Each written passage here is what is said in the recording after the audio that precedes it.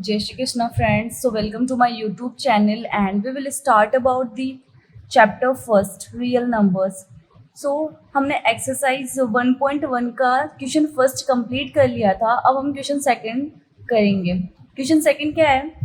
Find the LCM and HCF. हमें क्या find करना है? एलसीएम और एचसीएफ फाइंड करना है ऑफ द फॉलोइंग पेयर्स दे रखे हैं of integers and verify that. Verify भी करना है. LCM into HCF is equal product of the two numbers.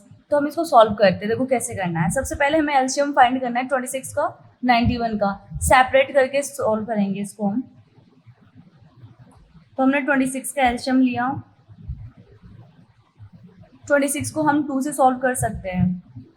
2 1 ज़ा 2, 2 3 ज़ा 6 हो गया. देन 13 की टेबल में 13 आता है तो 13 1 ज़ा 13. ऐसे ही हम 91 का सॉल्व करेंगे. तो 91 को हम 2 से सॉल्व नहीं कर सकते, 3 से भी नहीं कर सकते. हम इसको करेंगे 7 से. कैसे करेंगे? 7 1 ज़ा 7, दैट 8 9, 2 बचेगा तो 21 हो गया. 7 3 ज़ा 21 होता है. तो 13 की टेबल में 13 आता है. कितने टाइम्स? 1 टाइम. 13 1 ज़ा 13. अब हम इनके फैक्टर्स लिख लेते हैं. 26 के फैक्टर्स क्या आ गए हमारे पास? 2 इंटू 13 आ गए.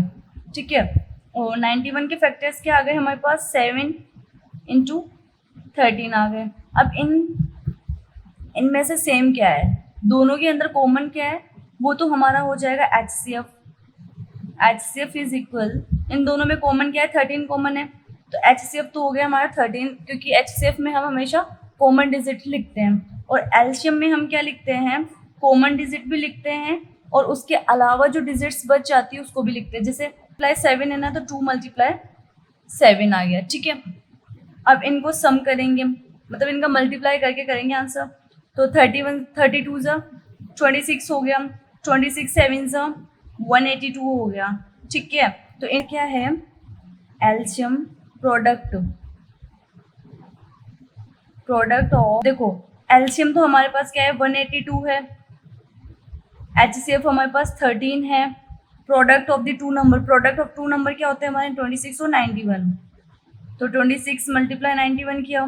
देन इन दोनों को सम करने पर हमारा आंसर आएगा 2366. और इन दोनों का सम करने पर भी 2366 ही आएगा. ठीक है. तो दोनों आंसर इक्वल है, इसका मतलब हमारा आंसर सही है. अब हम नेक्स्ट क्वेश्चन सॉल्व करेंगे. क्वेश्चन सेकंड क्या है? 510 और 92 का हमें क्या फाइंड करना है? एलसीएम फाइंड करेंगे फर्स्टली. हम तो सॉल्व करेंगे, 2 से सॉल्व करेंगे. देन 2 से सॉल्व करेंगे तो 2 2 ज़ा 4 हो गया. और 4 तो 1 बचेगा, 11 हो गया. 2 5 ज़ा 10, 1 बचेगा. देन 2 5 ज़ा 10 हो गया. अब हम इसको 2 से तो सॉल्व कर नहीं सकते, क्योंकि लास्ट में 5 दे रखा है. 5 हमारा ओड नंबर है. ठीक है. तो हम इसको कैसे सॉल्व करेंगे? 3 से करेंगे. 3 से कैसे करेंगे? 3 8 ज़ा 24 होता है और 1 बचेगा, तो 3 5 ज़ा 15 हो गया. तो हम इसको 5 से करेंगे. 5 1 ज़ा 5 और 6 7 8, 3 बचेगा. 5 7 ज़ा 35 हो गया. और 17 की टेबल में ही आता है. 17 1 ज़ा 17. ठीक है. ऐसे ही हम 92 का सॉल्व करेंगे. तो 92 को किससे करेंगे हम? 2 की टेबल से हो जाएगा ये. 2 4 ज़ा 8, 1 बचेगा. 2 6 ज़ा 12 आ गया. देन फिर से 2 से करेंगे. 2 2 ज़ा 4, 2 3 ज़ा 6. अब 23 की टेबल से करेंगे, क्योंकि 23 की टेबल में ही आता है 1 टाइम. फैक्टर्स लिखेंगे. तो 510 के फैक्टर्स क्या आ गए हमारे पास? 2 मल्टीप्लाई 3 मल्टीप्लाई 5 मल्टीप्लाई 17. ठीक है. ऐसे ही 92 के फैक्टर्स देखेंगे. तो 92 के फैक्टर्स क्या आ गए? 2 इंटू 2 इंटू 23. अब इनमें से कॉमन क्या आ रहा है? वो तो हमारा एचसीएफ हो जाएगा. तो इनमें से कॉमन 2 आ रहा है. 2 तो हमारा एचसीएफ हो गया. और एलसीएम क्या होता है? जो कॉमन आता है उसको तो लिखते ही लिखते हैं, अनदर जो भी डिजिट्स बचती है उनको भी लिखते हैं. जैसे 2 तो कॉमन आ गया. 3 मल्टीप्लाई 5 मल्टीप्लाई 17 मल्टीप्लाई 2 मल्टीप्लाई 23. ठीक है. इनका मल्टीप्लाई करने पे हमारा क्या आंसर आएगा? 23,416 आंसर आएगा. फॉर्मूला लगाएंगे. Product of two number is equal LCM into HCF. अब प्रोडक्ट ऑफ टू नंबर हमारे क्या होते हैं? 510 मल्टीप्लाई 92 हो गया. और एलसीएम हमारे क्या आ गया? 23,460 मल्टीप्लाई HCF हमारे पास 2 था 46,920 और इन दोनों को मल्टीप्लाई करने पर भी 46,920 आंसर आएगा। दोनों इक्वल आंसर है, इसका मतलब हमारा आंसर सही है। अब नेक्स्ट क्वेश्चन सॉल्व करेंगे हम। थर्ड क्वेश्चन क्या है, 336 एंड 54 दे रखा है, तो इसको 2 से सॉल्व करेंगे हम। पहले तो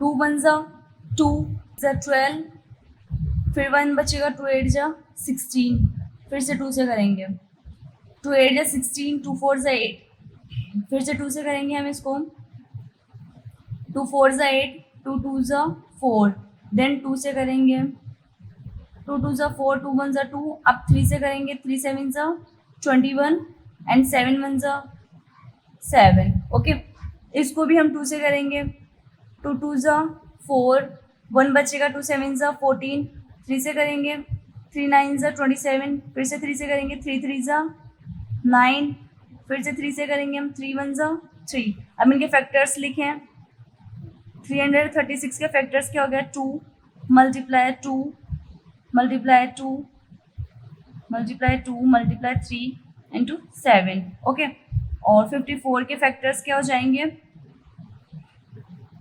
2 मल्टीप्लाई 3 इंटू 3 इंटू 3। अब HCF क्या होता है, जो इनमें से जो कॉमन आता है वो हमारा HCF होता है।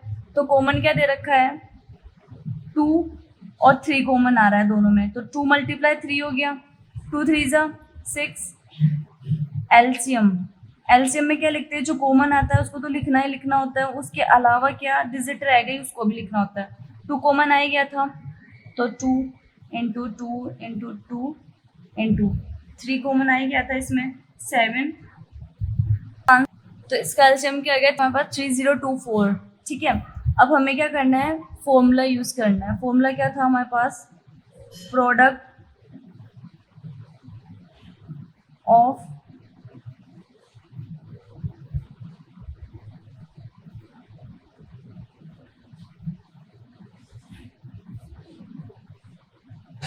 फॉर्मूला क्या था, product of the two number LCM into HCF। अब प्रोडक्ट हमारे पास क्या दे रखा है, 336 मल्टीप्लाई 54 दे रखा है, इज इक्वल एलसीएम हमारे पास क्या आया था, 3024 मल्टीप्लाई HCF हमारे पास 6 था। जब हम इन दोनों को मल्टीप्लाई करेंगे तो हमारे पास आएगा आंसर 18,144। इनको आप मल्टीप्लाई करके देखना, आंसर सेम आएगा। ठीक है, दोनों तरफ सेम आंसर है, इसका मतलब हमारा आंसर सही है।